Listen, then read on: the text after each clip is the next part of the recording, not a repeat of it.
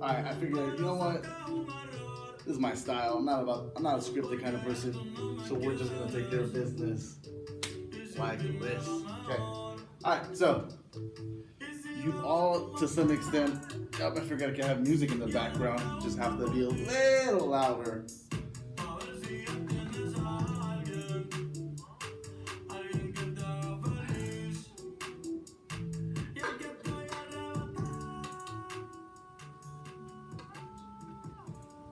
Yeah, I figured I'd hype myself up, right? Might as well. Anyway, okay, cool. Hopefully this looks a lot better. I was tweaking with the phone. It should be a little bit more. I mean, it looks good on mine.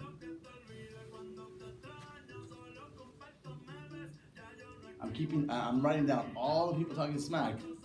When you're back, fight. We're throwing hands. Everyone talking smack. Calling me a boomer, Alex. First of all, I'm not a boomer. I'm a millennial. All right, so today class we're going to be talking about the Cold War. Hey, look who learned how to use the smartphone. Obviously, the agenda doesn't really apply because this was set up for when we were in class, but I don't have that many announcements. My understanding is stay home. Everything is basically canceled. Yeah. So here's a quote. I am America. I am the part you won't recognize, but get used to me. By my boy Muhammad Ali. Alright, so I do have a question that we're going to be covering during this unit. Okay, what problems result from the tension between world problems and how do we attempt to resolve these problems? So take a second, the person next to you, just talk about what happens when you have a problem with a person in your classroom. You know, let's say for some reason, someone here and someone over there are in a disagreement. You know, how do you handle your issues? And before you guys are talking about fighting, we're trying to avoid fighting, right? Okay, that's the thing. We're trying to avoid fighting. So right now, just discuss with the people next to you, the person next to you. How do you deal with when you have tension with someone and you're stuck in the same room? Let's assume we're not quarantined. Okay, let's just take a second.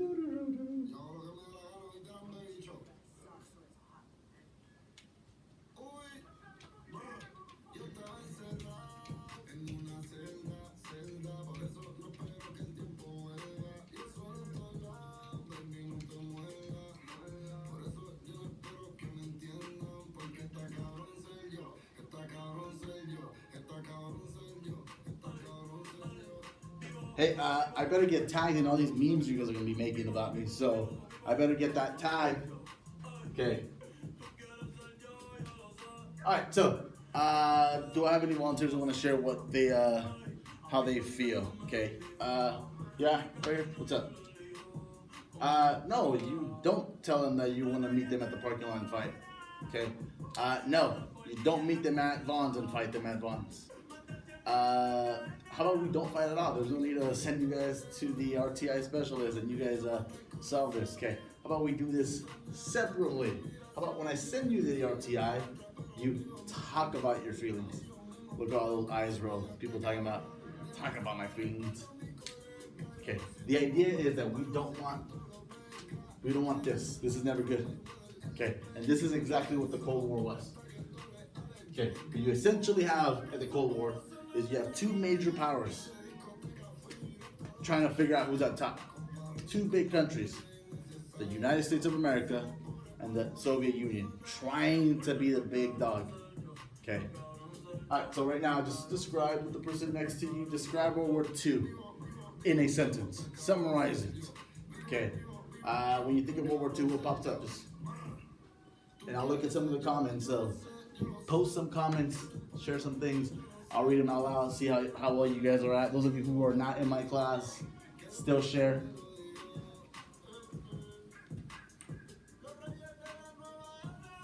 Hey, I'm not ghetto.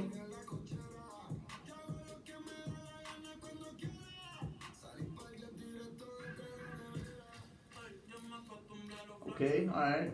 No one's commenting. Oh, okay, here we go. Who are you talking to? I'm talking to my imaginary student. That's what I'm talking to. All right. Okay. Great responses. Okay. Some of you said World War II is about Hitler. Okay. Some of you said trench warfare. No. Okay. Some of you guys said we fought against the Nazis. Yes. Some of you guys brought up Normandy. Yes. Some of you brought up Saving Private Ryan. Yes. Okay. World War II. As you're gonna see right now, let me summarize it for you. There's a lot of reasons. There's a lot of things. Okay. But let's do a little quick recap of World War II, right? So, from 1929 to about, well, literally when the war started, America was in what was known as the Great Depression. Hey, we survived the Great Depression. We can survive this, the Great Quarantine. That's what this is going to be called. So as you recall, America goes through a depression. This is right after the Roaring '20s. Everything collapses. People lose their jobs. People lose their money. Banks close. It's a whole mess. Okay, but the Great Depression isn't just happening in the U.S. It's happening all over the world. Okay, those of you who remember the treaty. Someone back there? No. Right here? Oh no. How about you put your phone away? Okay. How about you put your phone away? Headphones. Those of you with long hair, you think I can't see those headphones? Come on. Okay. So there's a depression all over the world, multiple countries. Why were multiple countries depressed? Yep, exactly. Because after World War I, a lot of countries were broke, especially in Europe. There was one country in particular that was charged with everything. Okay. There was a treaty. What treaty was it? But you comment what treaty it was. Okay, let's see who remembers the treaty. I'll give extra credit to whoever remembers what the treaty is called. That officially ends, and no, it's not the Treaty of Paris. Treaty of Versailles. Exactly, there we go. Okay, so that puts pretty much all the blame on Germany. Germany is broke. Okay, it limits their military to under 100,000. Cool. We come back to America because it's the U.S. Okay, President Hoover has no idea what he's doing with the Great Depression. You guys remember Hooverville? Where's Juana to sing that song? We like to think. I don't even know the song. We like to thank you for Mr. Hoover, blah, blah, blah. Cool. So FDR figures out, you know what? How are we going to get out of this depression? Okay, well, the government can actually intervene. So let's start creating all these social programs. These are all the programs. Ooh. Technology backfired.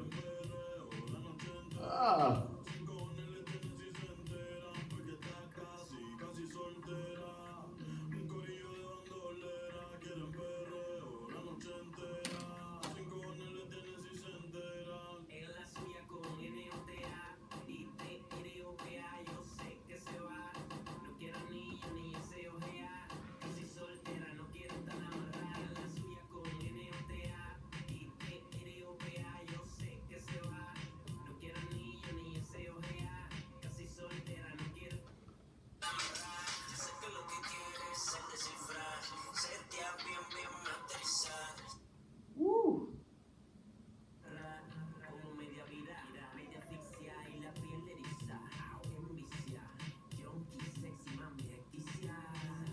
No.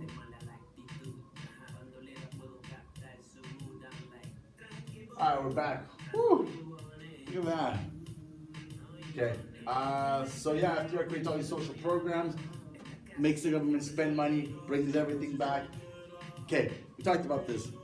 That does not get us out of depression. Okay, what that does is it gave us a nice safe line where it allowed us to float. It allowed us to come back. Okay, what officially gets out of the war is out of the depression is World War II. Okay, so FDR creates all these great programs, puts money in, tries to get people out, tries to get the millions of people who are unemployed, food, shelter, money. Okay, creates all these jobs. Racism and discrimination is still occurring in the U.S. Okay, we have the Jim Crow laws, we have the Japanese Inclusion Acts that happened, women rights, Native American discrimination, Mexican discrimination, all that's still happening. But at the same time, the U.S. is practicing this thing called isolationism. I know you can't really see it from there, but you'll have this if you're following this lessons on campus. So isolationism essentially means the U.S. wants to isolate themselves from the rest of the world, which is ironic because you know what President Trump right now is doing. He's not allowing people to come into the country. He's banning travel from other countries. Except we've been doing this forever. America literally isolated themselves. I mean, they weren't banning people from coming to the U.S. They were isolating themselves from everything else that was going on. Okay. All right. We go to Germany. What happens? The Nazi Party takes control of Germany. Hitler gains leadership of the Nazi Party and promises to restore Germany to its glory, make Germany great again. That sounds familiar, doesn't it, right? So German people are poor, they're hungry, so Hitler decides that, hey, we need to blame someone, it's not our fault, it's someone else's fault. So he starts pointing fingers at people. One of the people he points fingers at is the Jewish population. This creates the idea of the Aryan race, okay, how superior they were. So you, hop over, you're gonna have a man, okay? Ooh, this song goes hard. To all my Bad Bunny fans. Okay. Next up, you have Japan on the other side of the world that's trying to create an empire, starts conquering all these different islands. So let's come over here. Check this out. Woo! There's Japan. Boom. Take over all that. Okay. Philippines. We just talked about the Philippines. Certain country that happens to have control of the Philippines. Influence, okay, all these countries right here, boom. And Germany is boom. Okay, and all over here, look at that.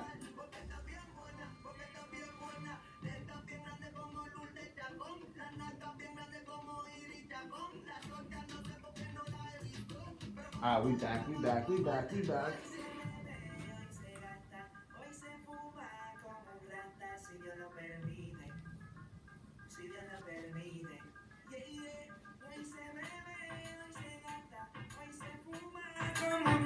Si Dios lo permite, si Dios lo permite.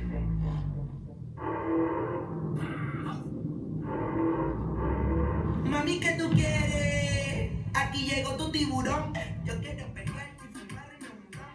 Pero esconde ese pantalón. Yo quiero pegarte. Yeah, you thought I was gonna come out and do a little shark and make a little dance on TikTok. Nah, not yet. Alright, so Japan gets to expand their empire. You saw all those places Japan starts to conquer. They need more resources because they're an island. Okay, so Europe, we talked about this.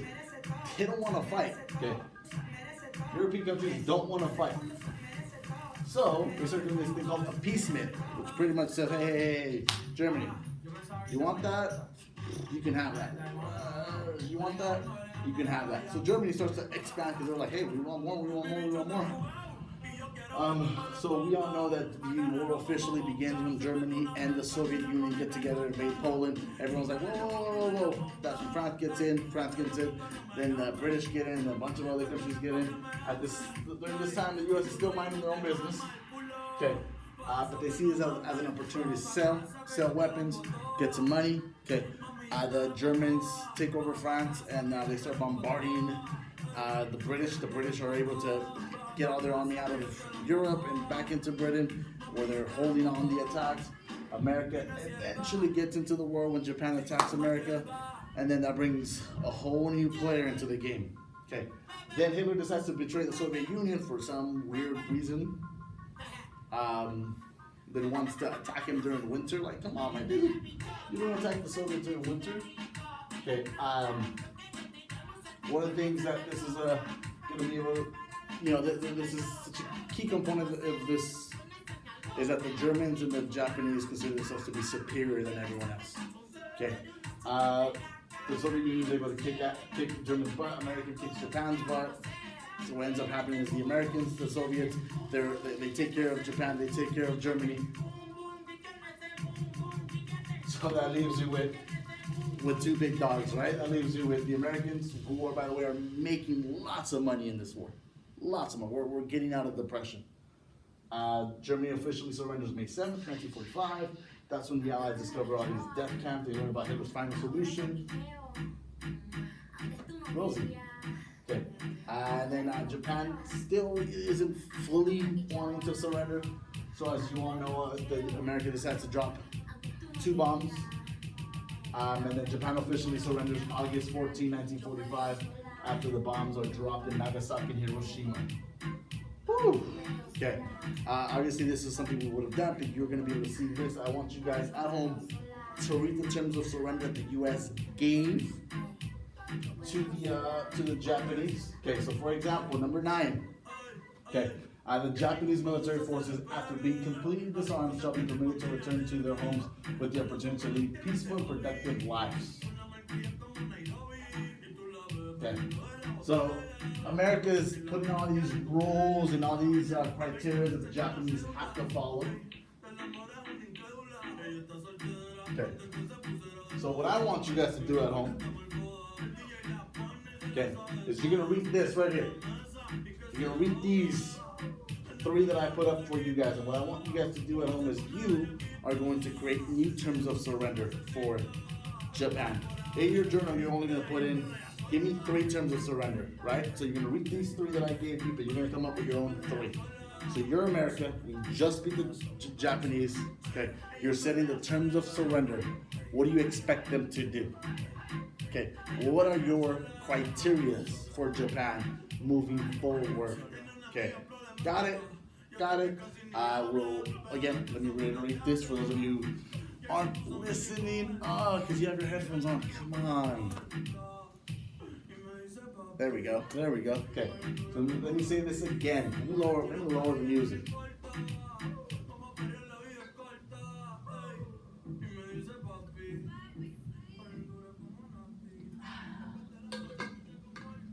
Okay, your job, by the way, is to open up this slide. This is called the Cold War slide. You're going to go all the way to activity 1. You are going to read the terms of surrender that the U.S. gave the Japanese, okay? And your job is to come up with 3 new terms, 3 new things that you would want the Japanese to do at the end of World War II. I gave you 3 right here. You can take a look. Number 10, we don't intend that the Japanese shall be enslaved as a race or destroyed as a nation, but the stern justice shall be meted out to all war criminals, including those who have visited cruelties upon our prisoners. The Japanese government shall remove all obstacles to the revival and the strengthening of democratic tendencies among the Japanese people. Freedom of speech, of religion, and of thought, as well as respect for the fundamental rights, shall be established. Okay. So again, your job is to read these and just come up with your own. Right, you're gonna write these on your discussion. That's gonna be in your journal.